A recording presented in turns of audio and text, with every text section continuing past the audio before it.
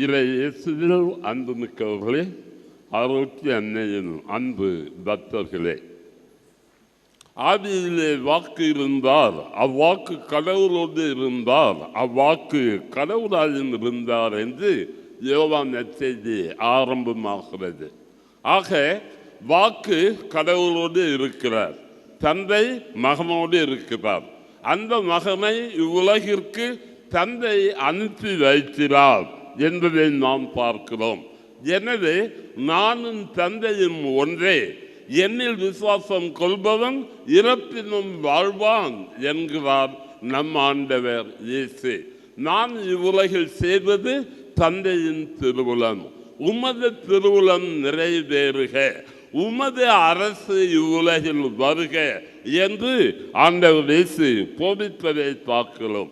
தந்தைக்கு மகனுக்கும் இடையே இப்படிப்பட்ட ஒரு ஐக்கியத்தை, உறவை, மேலான வாழ்வை நாம் பார்க்கிறோம். யோவான் 15 நான் திராட்சைச்செடி, நீங்கள் அதன் கிளைகள்.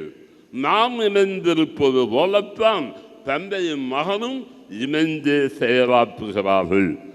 நிலை வாழ்வுக்கு வழியை காட்டுவது அந்த ஆண்டவர். ஒன்று பெற்றால் நமக்கும் உண்டு வாழ்வு என்பதை அவர் போதிக்கிறார். அவர் ஜெபித்தாரா? ஜெபித்தார். இறையாட்சியை போதித்தாரா? போதித்தார். அது மட்டுமல்ல, முன் உரைத்தார். போர்ட்டலின் சீச்சர் என்று சொல்லுவோம். குணப்படுத்தினாரா? குணப்படுத்தினார்.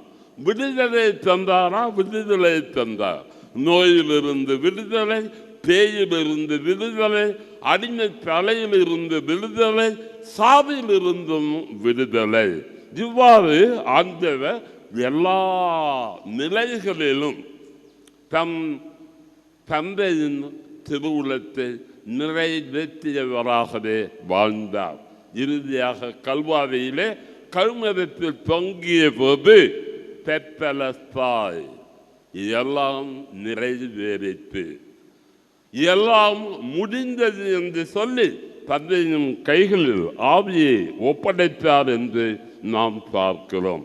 அன்பார்ந்தவர்களே, ஒரு பெரிய மருத்துவமனை, அந்த மருத்துவமனையில் இருந்த ஒரு நோயாளி மருத்துவமனைக்கு கீழே இருந்த டாக்ஸி ஸ்டாண்டுக்கு போய் அங்கிருந்த ஒரு டாக்ஸி ஓட்டுநரை பார்த்து, நான் உங்களுக்கு $500 தருகிறேன், 3 மணி நேரம் எனக்காக நீங்கள் ஒதுக்குங்கள், 5 இடங்களுக்கு போக வேண்டும் என்றார்.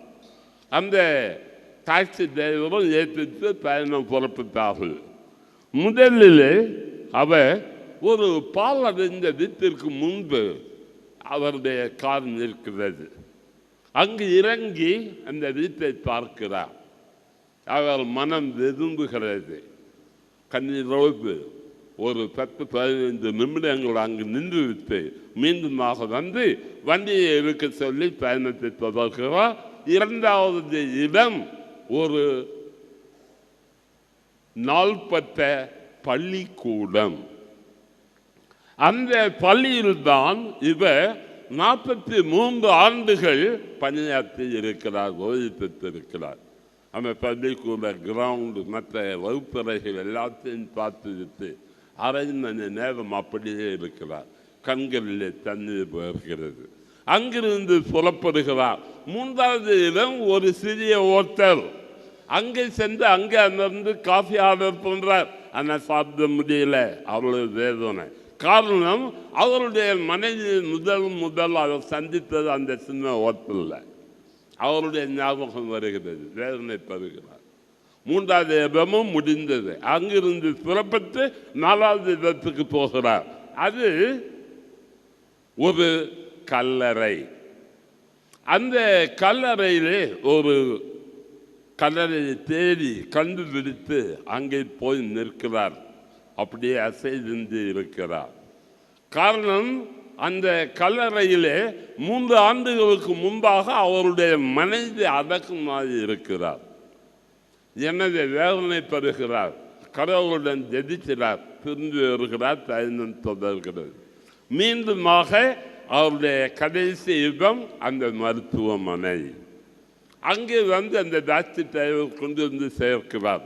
அப்போது அவர் அந்த டாக்ஸி டிரைவருக்கு $500 கொடுத்து சொல்லுகிறார், நான் 4ஆம் நிலையை கடந்து விட்ட ஒரு கேன்சர் நோயாளி. எப்போது நான் இறப்பேன் என்பது எனக்கு தெரியாது, அந்த இறைவனுக்கு தான் தெரியும்.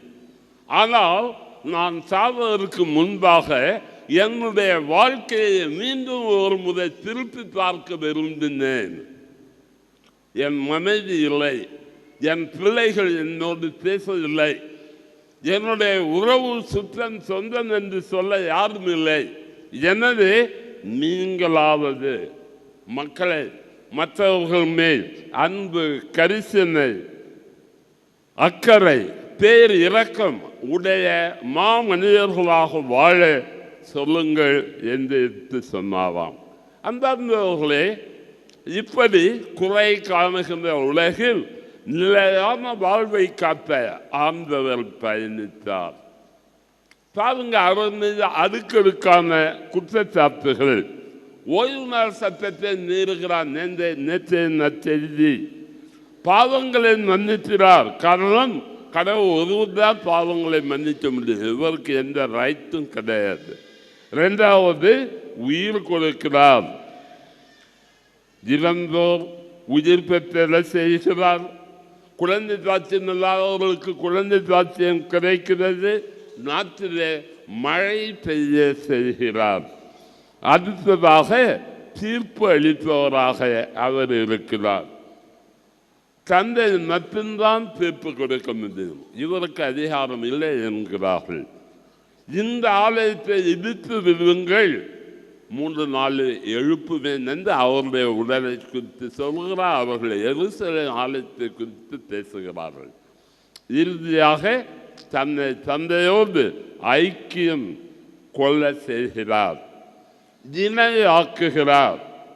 நானும் தந்தையும் ஒன்றே என்று சொல்லுகிறார். இது பெரிய குற்றச்சாட்டு. இந்த நற்செய்தியின் ஒளியிலே நாம் பார்க்கிறோம், மகன் தாமாக எதையும் செய்ய இயலாது, தந்தை செய்பவற்றை மகளும் செய்கிறார். தன்னை மகனை அம்பு கொண்டு தான் செய்யும் அனைத்தையும் அவருக்கு காட்டுகிறார். இறந்தோரை எழுப்புகிறார். தந்தை யாருக்கும் தீர்ப்பு அளிப்பதில்லை, தீர்ப்பு அளிக்கும் அதிகாரம் முழுவதையும் மகனுக்கு கொடுக்கிறார்.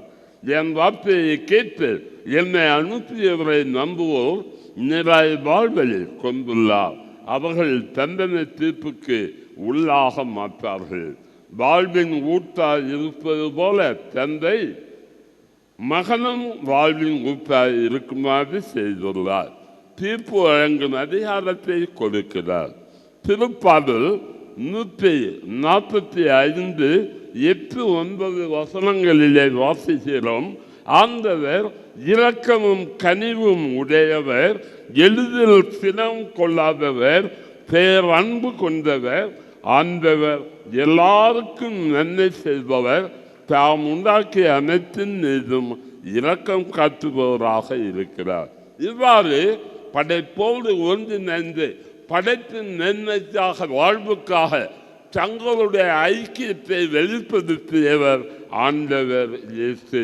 முழுமையாக தந்தையை அறிந்து, திருமகன் இயேசுவை அறிந்து, தேர்ந்து தெளிந்து வாழ ஆண்டவர் நம்மை அழைக்கின்றார். ஒரு மலையடி வாரத்திலே ஒரு ஞானியிடத்திலே 50 பேர் பயிற்சி பெற்றார்கள் 3 ஆண்டுகளுக்காக. 3 ஆண்டுகள் முடிகின்ற நேரத்திலே அவர்களை சோதித்து பார்த்தார் அந்த ஞானி. என்ன சொன்னார்?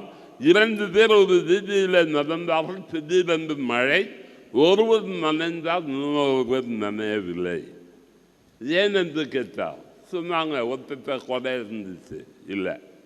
ஒருத்தர் ரெயின் கோட்டு போட்டு போனால் இன்னொருத்தர் இல்லை. ஒருத்தர் ஓரமாக ஒரு மதப்பதில் நின்றார், நனையில, இன்னொருத்தர் நனைஞ்சார், இல்லை. இறுதியாக அந்த ஞானி சொன்னார், 2 பேருக்கும் மழை பெய்தது என்றால் 2 பேருமே நனையணும். 2 பேரும் நனையவில்லை என்றால் நான் சொல்லுவது பொய்யாக இருக்க வேண்டும்.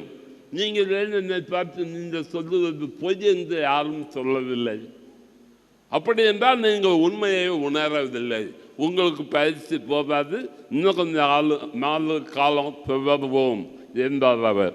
அன்பார்ந்தவர்களே, இன்றைய வாழ்க்கை சூழ்நிலையிலே மனித மனநிலை 3 நிலைகளிலே வெளிப்படுகிறது. எப்படியும் ஒரு நாள் சாகத்தான் போகிறோம். எனவே என்ஜாய் மேக் மெரி, எபிகுரியனிசம், சாப்பிட்டு தான் சந்தோஷமாக இருப்போம், நாளை ஓட்டுவோம். 2வது மனநிலை, அழியத்தான் போகிறோம், பிறகு ஏன் நம்ம நன்மை செய்யணும். ஆரோக்கிய சந்தை பாருங்க, அந்தஞ்ச நாளை பாருங்க, அவங்க நல்லா இல்லையா, அவங்க போல நானும் நல்லா இருப்பேன் அப்படின்னு சொல்லி நியாயம் கற்பிக்கிற மனநிலை. 3வதாக பார்க்கிறோம், எல்லாருமே அழியத்தான் போகிறோம், இது உலக நியதி, கடவுளுடைய படைப்பின் திட்டம், ஆனால் நான் வாழும் வரை நல்லதையே செய்வேன் என்ற மனநிலை கடவுள் விரும்பும் மனநிலை. அவரே நல்லதையே நிறைவாக செய்தார், முழுமையாக செய்தார். தந்தையின் திருவுளம் என்று தன்னை முழுமையாக ஒப்புக் கொடுத்தார்.